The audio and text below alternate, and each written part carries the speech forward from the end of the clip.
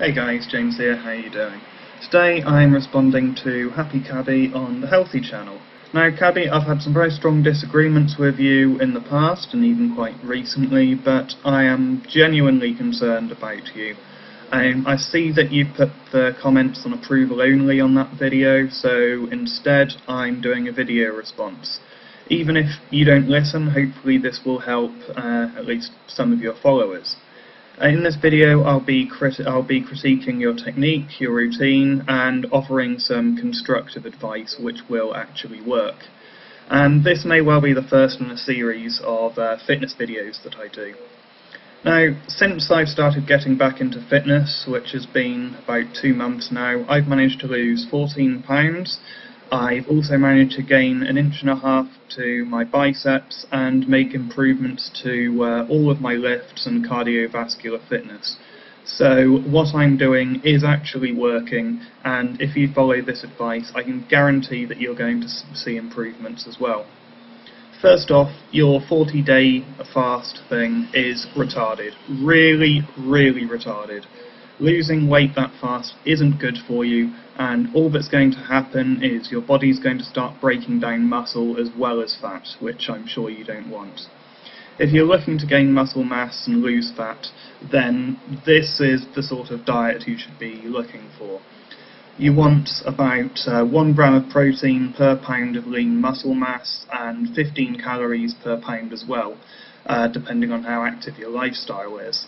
For me, that's a bit under 200 grams of protein and 3,000 calories a day. Apart from that, make sure that you have enough fruit, veg, and vary your diet enough to ensure that you have adequate nutrients. And since I've been doing this, I haven't felt hungry, weak, or binged once, which you're guaranteed to get with fasting or any other form of crash diets. There are no quick fixes. If you want to lose weight and keep it off, you need to make permanent lifestyle changes, and anybody who tells you otherwise is either lying, deluded, or on steroids. Hello everybody, and we're going to do some lifting of the weights. But anyway, these here are 15 pounds, and we're going to start off with some bicep curls.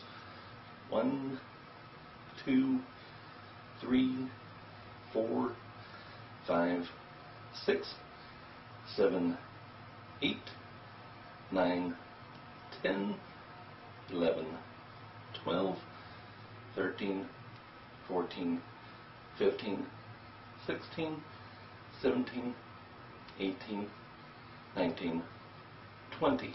I've got 2 major critiques there. Firstly, what you were doing was a hammer curl, which is where the arms are held like that.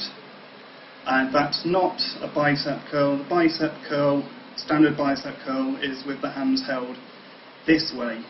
And this isn't just me being pedantic. There is a real difference there, and I recommend you incorporate both of those exercises into your routine. With a bicep curl, that's working pretty much pure bicep. With the hammer curl, it's working the forearm a lot more and a lot less bicep involved. And it's important to do both, because otherwise you're going to end up disproportionate.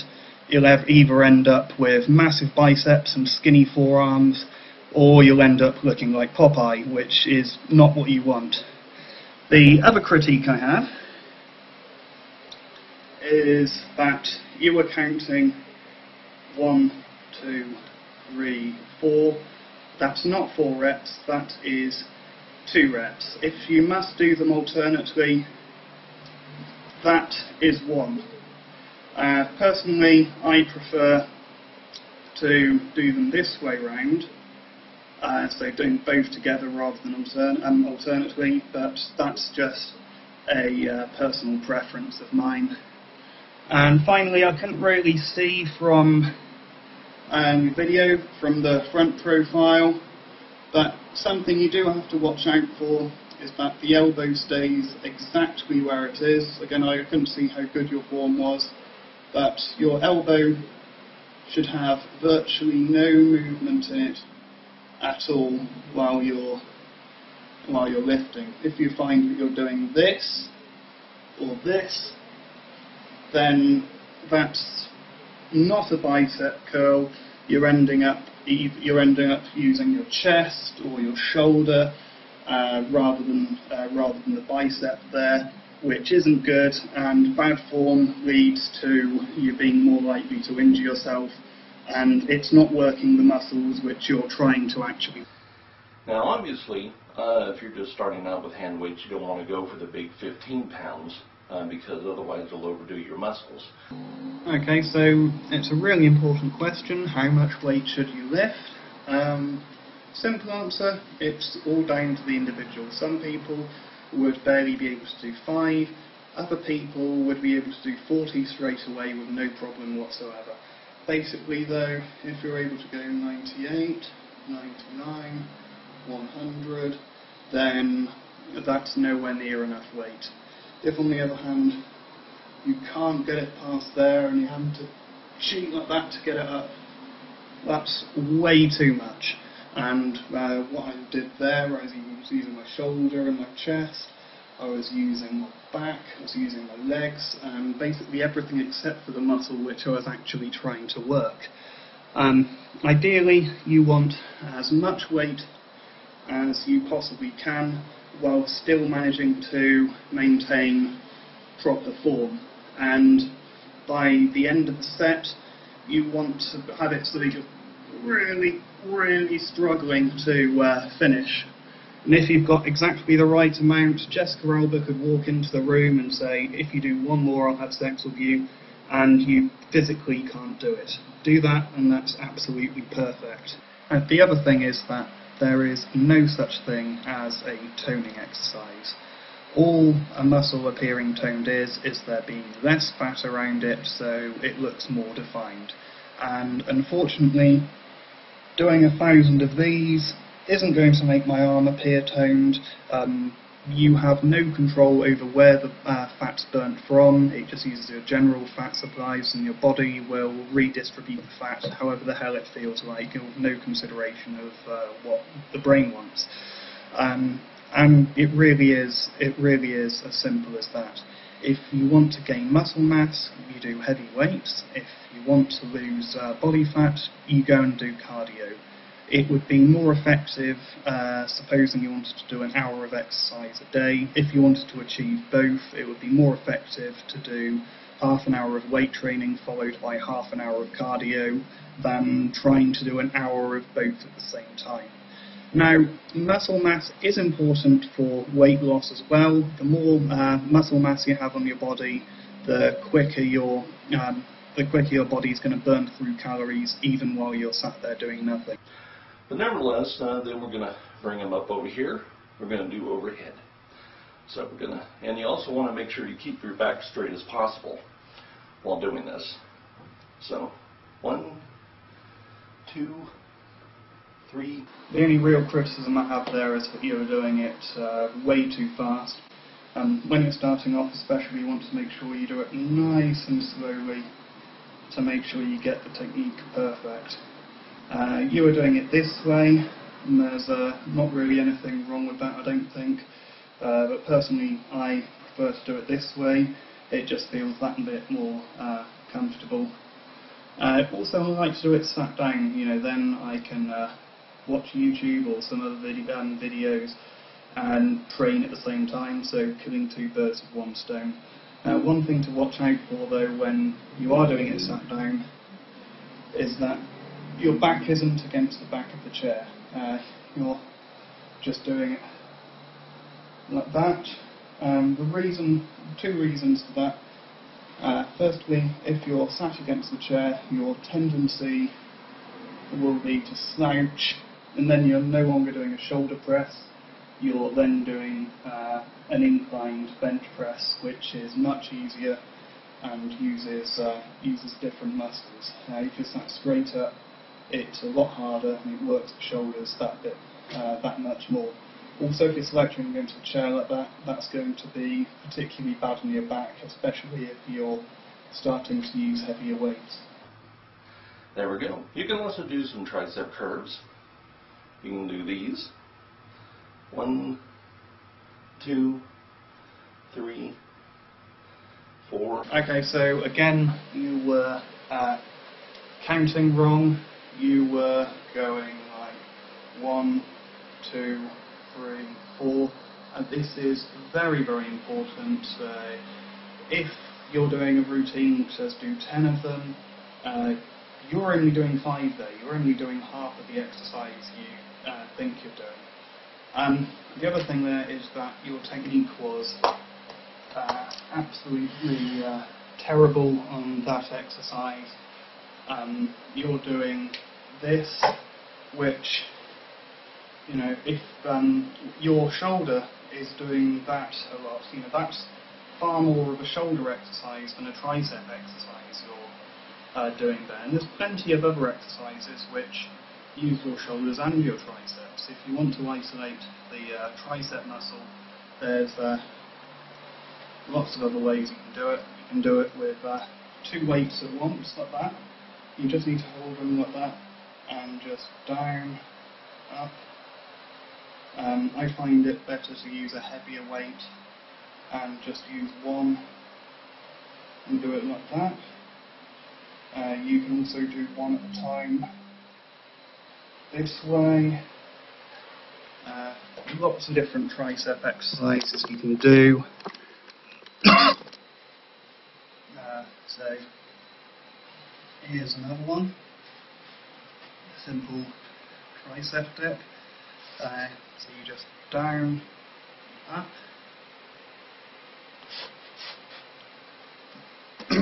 And the other tricep exercise you can do, which is the other tricep exercise you can do is this.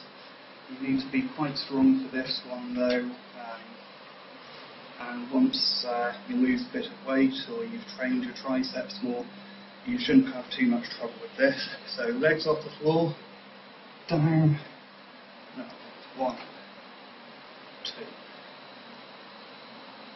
3, etc. Then here we're going to be working on our calf muscles. Whew. So here we go. 1, 4, 5, 6, 7, 8, 9, 10, 11, 12, 13, 14, 15, 18, 19, 20.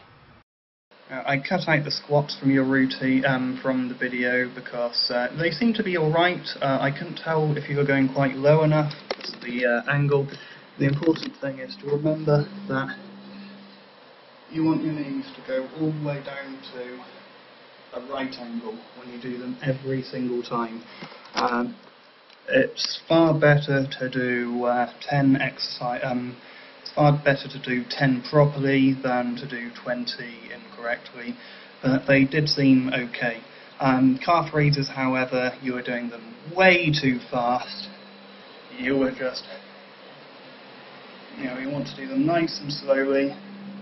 Make sure you get a full range of motion each time. And there we go. Gives us a good little workout. And then we can do stuff like this. 1, 2, 3, 4, 5, 6, 7, 8, 9, 10. There we go. 1, 2, 3, 4, 6, 7, 8, 9, 10. Again, the counting was off. Again, this, I've never done that myself, but you were only going up to about there, and if that's as far as you can get it, you need to drop down the weight, because again, it's better to use less weight and do the exercise properly than to use more weight and only half do it. So if you are doing that, you want to get it all the way up. That basically just seems like a side raise to me, so if you can't do it with that much, use less weight, and that's how I do it. It seems to be working exactly the same muscles, if not more. And there we go. these over here. And you do that 2-3 times a day. You can one day have a body that looks this good. Whew. But anyway, I'm going to go for a walk. And I'll see you guys in the next one. It's good exercise. If you want to see improvements, you don't do the same exercises every day. I mean, if you do cardio, you can do that multiple days in a row, but if you're doing heavy resistance training, you don't do the same exercises multiple days in a row. You need to give your muscles time to recover, and that's between 3 and 5 days. So the best way of training is to train different muscle groups on each day. So for example, I'll be doing chest and abs today, tomorrow I'll be doing shoulders, biceps and triceps, etc. I will be recording my chest workouts today, and I'll be linking to that here, I guess, and down in the description box as well. The video will be unlisted though, so you can find it there. As for training the other muscle groups, I'll let you research that on your own, but I'll link to 2 really good channels down below. First one is Scooby1961.